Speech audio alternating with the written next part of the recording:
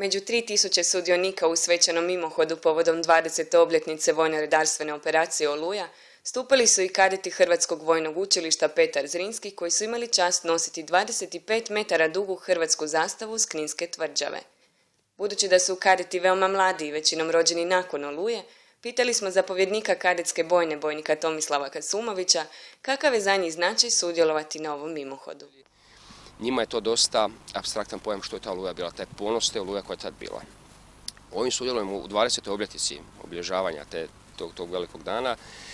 Pokušavamo kadetima to približiti na način kako je to bilo tad. Drago mi je da kadeti mogu biti dio toga da to osjete jer to je nešto što moraju nositi u sebi jer imamo jednu domovinu i tu domovinu volimo i čuvamo. Jedino na takav način se taj dio tog domoljublja može gajiti, da se druže sa tim starim ljudima, da je jedan ovakav mimohod koji bi puno ljudi reklo na toj vrućini zašto toliko vježbavate, umorni su, ljudi su gladni, nije točno.